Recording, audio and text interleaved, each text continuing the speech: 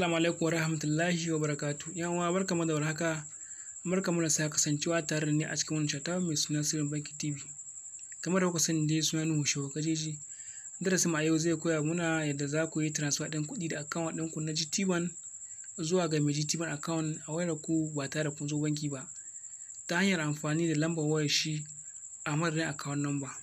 So da mutane muna son mu tura kuɗaɗe da ƴan uwanmu amma sai mu samu akasin mu rasa account number su ko kuma su mance ba su ma account number ba. To ba tare da mun san irin wannan hanya ba, to za mu sha wahala wurin ganin cewa mun tura masu wannan kuɗaɗen.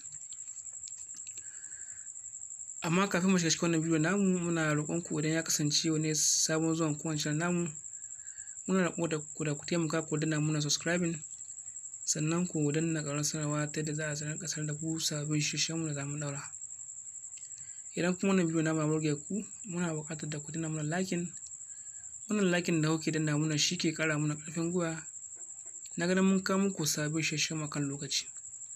Da farko dai idan hakan ta same ka, ana buƙatar ka shiga cikin gidan kiranka ka danna *737*1* sai ka sa iya kuɗin da kake son ka tura. Misali kana son ka tura 8,000, sai ka sa 8,000 sai ka sa star. To a daidai wani lokaci a madadin ka sa account number sai ka sa lambar wayar shi, misali sai ka sa 0h1 48 70 5201. Da ƙarshe sai ka sa hash. A daidai wani lokaci ana son ka kira da layin ka da ka buɗe account da shi, wato wanda kake ganin Allah shi da account ɗinka na GT a takaice. Misali mu ce sim1 gashi. Kana kira sai ka jira ta. Masha Allah, gashi ta nuna mana please enter your 737 pin or token to confirm transfer of 8,000 naira to Aliyu Hassan 060H3250H90 at 20 naira charge. A da yawan lokaci kamin sun ce ka sa pin ɗinka da ake amfani da shi wurin transfer. Amma kafin ka sa pin ɗinka da ake amfani da shi wurin transfer, ana buƙatar ka tantance wannan sunan shine ko ba shi bane wanda ake son ka tura ma kuɗin. Idan shine sai ka sa wannan pin naka da ake transfer. Idan ko ba shine ba, to kai ne kai kullum wato lambar wayar shi sai ka dawo ka sake gyarawa. Idan shine kaga sai ka sa pin ɗin da ake amfani da shi wurin transfer.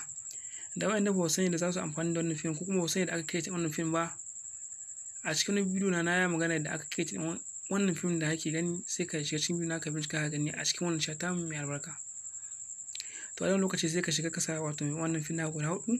Misali gashi a ce wannan shine pin ɗinka da ake amfani da shi wurin transfer a account ɗinka na Gtbank. Sai ka danna shi sai ka tura. Kana tura za ka ga cewa wannan kuɗin sun fita da account ɗinka sun faɗa account. To an dai ma kawo ƙarshen wannan bidiyo namu. Kada ku mance da ku tuna mana like akan wannan bidiyon namu. Da wanda ba su ga makin ku ba, ku biyo mu a cikin wannan bidiyo namu domin ganin na account ɗinku ba tare da ɓata lokaci ba. Mun gode da kula daga naku Nuhu Kajeji.